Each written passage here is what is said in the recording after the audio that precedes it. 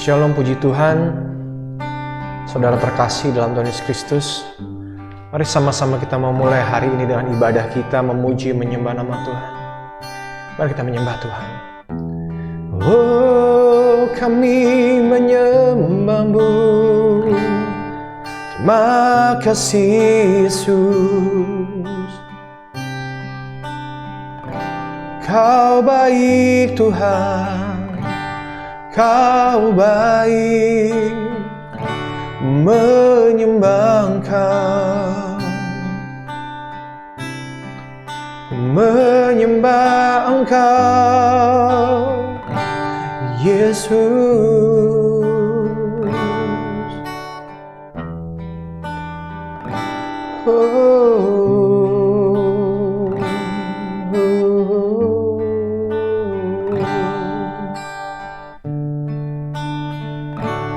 Ya Tuhanku,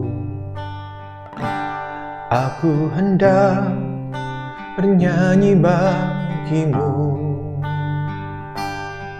selama ku hidup. Ya Allahku, aku hendak bermazmur bagi-Mu selagi ku ada. Inilah yang ku renungkan setiap waktu, nyanyian pujian dan pengagungan kepadamu.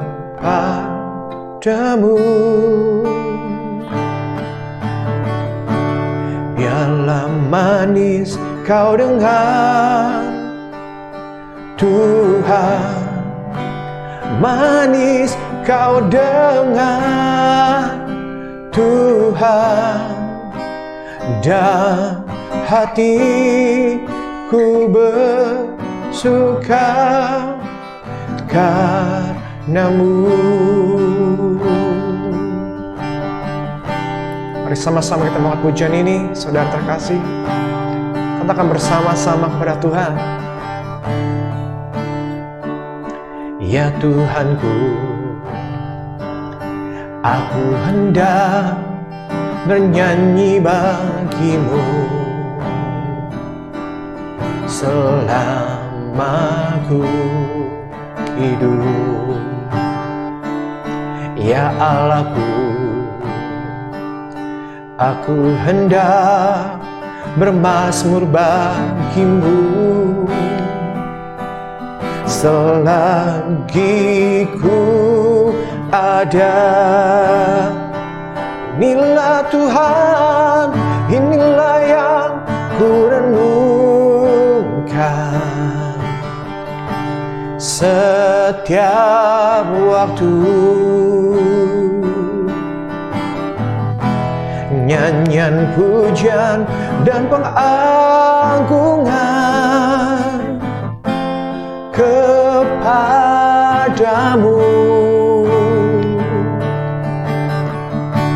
Biarlah manis kau dengar Tuhan, manis kau dengar Tuhan, dan hatiku bersuka karena-Mu.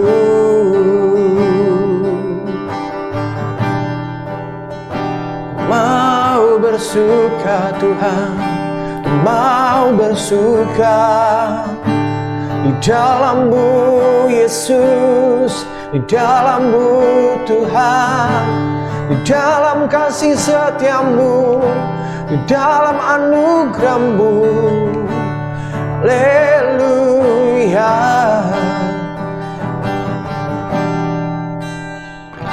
Kami mau bersuka, kami mau menyembah di dalam-Mu Tuhan. Oh, oh, makasih Tuhan Engkau baik.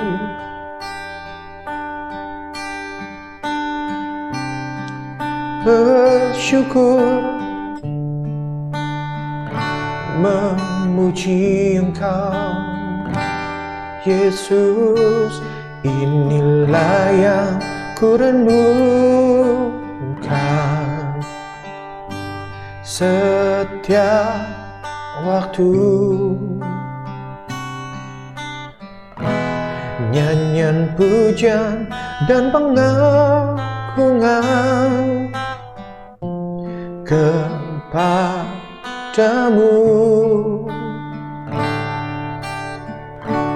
biarlah manis kau dengar Tuhan, manis kau dengar Tuhan, dan hatiku bersuka karenamu.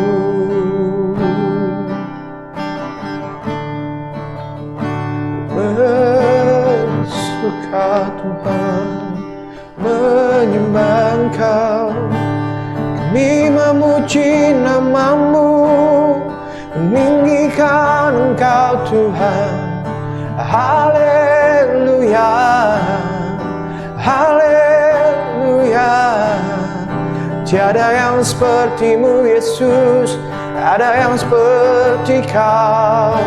Ku sembah Engkau Tuhan, ku sembah Engkau. Makasih Yesus.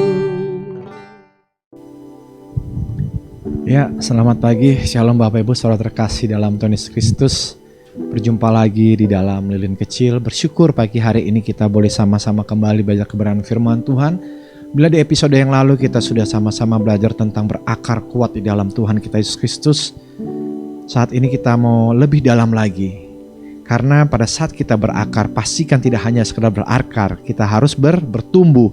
Setelah bertumbuh, tidak bisa kita hanya bertumbuh saja, tetapi juga dikatakan dalam firman Tuhan bahwa kita harus berbuah. Mengapa? Yuk kita sama-sama buka di dalam satu kebenaran firman Tuhan. Kita sama-sama buka dalam satu kebenaran firman Tuhan di dalam kitab Kejadian. Dalam kitab Kejadian, pasal yang pertama ayat yang ke-28 dikatakan demikian. Allah memberkati mereka, yaitu Allah memberkati manusia. Lalu Allah berfirman kepada mereka, berfirman kepada manusia yang diciptakannya, beranak cuculah dan bertambah banyak, penuhilah bumi dan taklukkanlah itu, berkuasalah atas ikan-ikan di laut dan burung-burung di udara dan atas segala binatang yang merayap di bumi. Jadi salah satu tujuan Allah menciptakan manusia yang pertama dikatakan beranak cuculah dan bertambah banyak. Bukan berarti bahwa tujuan Allah menciptakan manusia, wanita dan pria kita harus segera menikah dan kemudian kita beranak cucu dan kita segera memiliki keturunan, melahirkan anak dan lain sebagainya. Dalam satu terjemahan yang lain dikatakan bahwa lebih dalam beranak cucu dan bertambah banyak ini berbicara tentang multiplikasi. Berbicara tentang apa? Tentang be fruitful, artinya berbuah.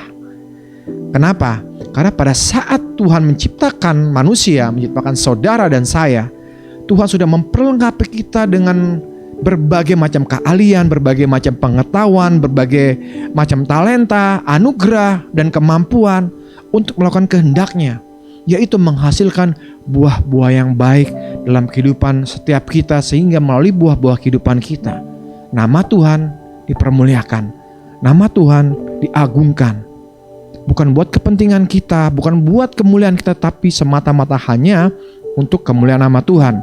Dan sangat disayangkan manusia kemudian memilih dia jatuh ke dalam dosa, dan sehingga manusia harus terpisah dari Tuhan. Dan puji Tuhan, Tuhan memiliki rencana yang indah. Melalui karya penebusan salib Kristus Yesus, Tuhan yang Juru Selamat kita kembali diperdamaikan dengan Allah, sehingga kita dimampukan kembali untuk menghasilkan buah-buah yang baik, yang benar, seperti apa yang Tuhan inginkan. Oleh sebab itu, Di dalam Injil Lukas pasal yang ketiga ayat yang ke-9 dikatakan, dalam Injil Lukas pasal yang ketiga ayat yang ke-9 dikatakan seperti ini. Kapak sudah tersedia pada akar pohon, dan setiap pohon yang tidak menghasilkan buah yang baik akan ditebang dan dibuang ke dalam api.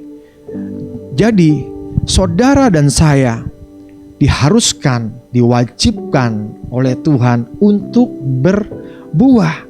Karena pada saat kita tidak berbuah, dikatakan bahwa kita akan ditebang dan dibuang ke dalam api. Dan bukan hanya sekedar berbuah Bapak Ibu, tetapi buah yang baik. Nah, kebaikan ini menjadi relatif, karena seringkali kita menangkapnya sesuai dengan kemauan kita. Kita menangkapnya sesuai dengan cara pikir kita, sesuai dengan logika kita. Namun sejatinya kebaikan yang dimasukkan adalah kebaikan menurut standarnya Tuhan. Amin. Kadang-kadang kita sering berkata, aku berbohong tapi demi kebaikan. Gak bisa Bapak Ibu, namanya bohong tetap bohong. Namanya bohong adalah satu kesalahan, adalah satu kejahatan, adalah satu dosa. Dan gak ada bohong putih, bohong hitam, bohong apa pun gak ada. Itu salah, dan itu tidak baik. Amin. Bahkan kadang-kadang kita sering kali berusaha mengakali Tuhan, menyuap Tuhan. Kita berbuat dosa A, B, C, D, E, F, G. Tetapi kita di hari berikutnya kita bertobat, kita melakukan hal-hal yang kelihatannya kudus dan lain sebagainya. Ada yang lebih parah lagi. Orang melakukan pekerjaan yang tidak sesuai dengan kebenaran firman Tuhan. Contohnya dengan korupsi, dengan menyuap, dengan tipu sana tipu sini. Tetapi untuk menghilangkan rasa bersalahnya, dia banyak menyumbang gereja, banyak menyumbang panti asuhan, banyak menyumbang orang-orang susah dan lain sebagainya. Sehingga dikatakan, oh orang ini baik. Pernah melihat film Robin Hood Bapak Ibu? Kita menganggap Robin Hood adalah pahlawan, tetapi senyatanya itu adalah satu kesalahan. Mungkin kelihatannya baik, tetapi bukan kebaikan seperti itu yang Tuhan inginkan. Kebaikan dalam kebenaran Bapak Ibu. Kebaikan versinya Tuhan, bukan versi kita. Karena versi kita, kebaikan menurut kita adalah kebaikan yang mengenakan daging kita. Kebaikan yang membuat kita merasa senang. Amin. Saya pun waktu saya mengalami sakit penyakit yang cukup parah, waktu itu saya berobat ke sebuah pengobatan tradisional dan diberikan obat-obatan tradisional, jamu. Wih, rasanya pahit banget, gak enak banget, baunya pun gak enak Bapak Ibu. Tetapi harus saya minum. Buat daging saya, buat lidah saya, buat penciuman saya itu gak baik, gak enak. Aduh, gak karu-karuan Bapak Ibu. Bahkan saya melihat sendiri salah satu obatnya untuk pengobatan saraf saya itu adalah kalajengking yang dikeringkan Bapak Ibu. Bisa bayangkan saya harus memakan kalajengking yang dikeringkan itu Bapak Ibu. Itu kan mengerikan buat saya. Dan rasanya ampun Bapak Ibu. Bukankah itu yang Tuhan inginkan? Kadang-kadang kebaikan versinya Tuhan gak enak buat daging kita, gak enak buat cara berpikir kita, gak enak buat tubuh kita, gak enak buat kenyamanan kita. Tetapi Tuhan inginkan itu agar kita berbuah yang baik menurut versinya Tuhan, bukan menurut versi kita Bapak Ibu. Oleh karena itu firman Tuhan mengatakan demikian. Dalam Injil Yohanes pasal yang ke-12 ayat yang ke-24 dikatakan seperti ini. Aku berkata kepadamu, sesungguhnya jikalau biji gandum tidak jatuh ke dalam tanah dan mati, ia tetap satu biji saja. Tetapi jika ia mati, ia akan menghasilkan banyak buah. Artinya untuk kita bisa berbuah seperti apa yang Tuhan mau, Tuhan inginkan, yang versinya Tuhan, kemauannya Tuhan, kehendaknya Tuhan, kita harus mematikan kedagingan kita. Kita harus mematikan keangkuhan hidup kita. Kita harus mematikan keinginan-keinginan kita yang tidak sesuai dengan keinginannya Tuhan. Amin. Apalagi kita yang sudah melayani Tuhan, apalagi kita sudah memiliki keintiman dengan Tuhan. Seringkali apa yang Tuhan inginkan itu sangat menyakitkan buat kita. Saya ingat pada waktu itu saya sedang mengalami kebutuhan ekonomi yang cukup mendesak Bapak Ibu. Dan saya butuh sejumlah dana untuk memenuhi keperluan kehidupan saya dan keluarga sehari-hari Bapak Ibu. Karena saya berpikir pada saat saya melayani Tuhan, saya dapat persembahan kasih, saya dapat amplop, saya akan pakai itu untuk mengelolanya, untuk saya usaha dan lain sebagainya, sehingga bisa menghasilkan cukup penghasilan, cukup pemasukan buat kehidupan saya dan keluarga sehari-hari. Namun pada saat saya melayani Tuhan di kala itu, saya melayani Tuhan, diundang untuk menyampaikan kebenaran firman Tuhan, saya berkhotbah, dan tiba-tiba sesudah pelayanan, saya melayani, tiba-tiba gembalanya mengatakan bahwa gerejanya sedang membutuhkan sejumlah dana untuk mengurus pembangunan gereja dan izin gereja. Dan tiba-tiba di dalam hati kecil saya, dalam roh saya, dalam jiwa saya. Dan kalau saya bisa katakan secara audible di telinga saya, Tuhan berkata, nanti yang kamu terima, kasih semuanya untuk melayani pekerjaanku. Bapak Ibu, buat saya enak gak? Nggak enak Bapak Ibu. Saya katakanlah, Tuhan, saya kan masih perlu. Saya negosiasi dengan Tuhan dan lain sebagainya. Betul Bapak Ibu, begitu saya selesai, saya terima amplopnya dan saya tahu berapa jumlahnya karena saya pernah melayani gereja itu. Begitu saya terima persembahan kasih itu, ingin rasanya daging saya ini melakukan yang baik menurut saya. Tapi firman Tuhan katakan saya harus mematikan daging itu Bapak Ibu. Akhirnya dengan bercucuran air mata, dengan ya hati yang rela nggak rela Bapak Ibu, tetapi saya tahu kebenaran firman Tuhan. Saya tahu kebaikan ini bukan versi saya, kebaikan ini menurut Tuhan. Buah ini bukan menurut buah versi saya, buah ini menurut buah versinya Tuhan. Tuhan berbicara secara jelas kepada saya. Akhirnya saya ambil amplop itu, saya kasih ke gembala, saya katakan ini saya tabur kembali untuk melayani pekerjaan Tuhan di tempat ini. Amin. Tentunya berapa baik dari kita berpikir pada saat kita sudah menabur buat pekerjaan Tuhan, Tuhan akan kembalikan berlipat kali ganda. Tuhan akan berkati kita dengan lebih dan lebih dan lebih lagi. Tapi apa yang saya alami? Ketika selesai saya menabur, justru saya mengalami hal yang sebaliknya. Kesulitan ekonomi itu masih ada, masalah keuangan itu masih ada. Dan usaha yang tadi mau saya lakukan pun tidak berjalan dengan cukup baik. Namun ada satu hal yang luar biasa yang saya pelajari dari situ. Itu yang dikatakan kita harus mati secara kedagingan. Karena mungkin menurut daging kita gak baik, menurut daging kita gak enak. Tetapi toh nyatanya sampai detik ini Tuhan masih pelihara kami sekeluarga. Tuhan masih pelihara kehidupan saya dengan cara-cara yang ajaib Bapak Ibu. Di tengah kesulitan, di tengah masalah, di tengah pergumulan iman, pergoncangan kehidupan. Toh justru kehidupan saya Tuhan pakai untuk lebih banyak menghasilkan buah-buah, untuk memuliakan nama Tuhan, bukan diri saya sendiri.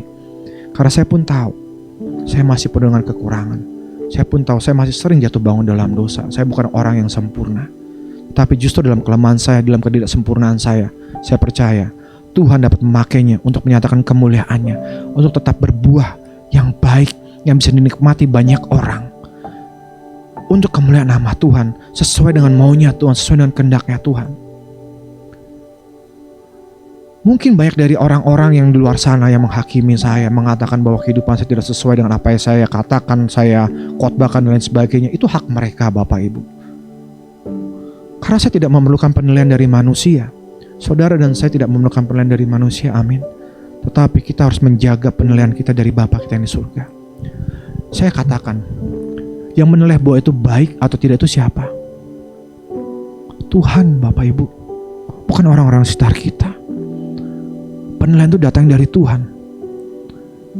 Dan masalahnya, kalau kita tidak memiliki keintiman, kedekatan dengan Tuhan, kalau kita tidak tinggal di dalam Tuhan setiap hari, setiap waktu dalam kebenaran firman-Nya, kita akan mengalami bias Bapak Ibu. Sehingga kadang-kadang kita menganggap yang baik menurut Tuhan itu adalah yang baik sesuai dengan omongan manusia. Tetapi senyatanya itu bertolak belakang. Terlampau sering yang baik menurut Tuhan tidak baik menurut manusia. Dan sebaliknya, yang kadang-kadang menurut manusia itu baik tetapi itu merupakan kekejian di mata Tuhan. Bukankah dalam Injil Matius pasal yang ke-7 ayat yang ke-21 sampai 22 dikatakan bahwa firman Tuhan mengatakan bahwa banyak orang-orang di akhir zaman, di hari-hari ini, mereka mengatakan mereka sudah melayani Tuhan, mengusir setan dan lain sebagainya, melakukan kebaikan dan sebagainya demi nama Tuhan. Tetapi Tuhan katakan apa? Aku tidak kenal engkau.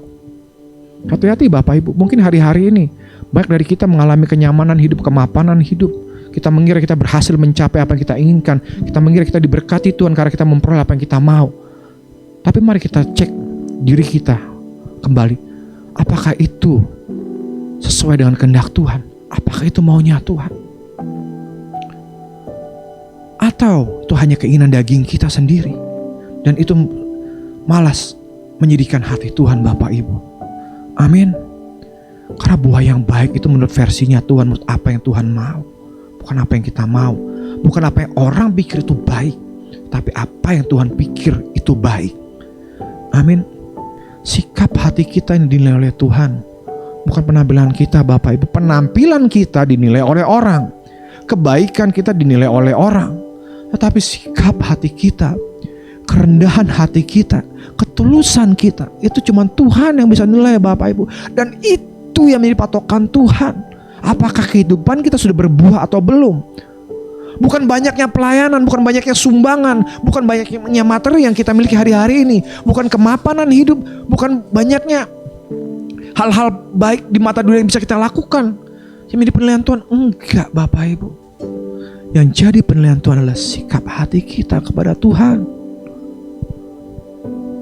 Mungkin sebaliknya hari-hari ini tuh dunia, orang terdekat kita, sahabat saudara kita, pasangan kita, keluarga kita sedang meremehkan, merendahkan kita, mencaci kita, memaki kita, mengata-ngata kita, menjelek-jelekan kita, bahkan menginjak-injak kita.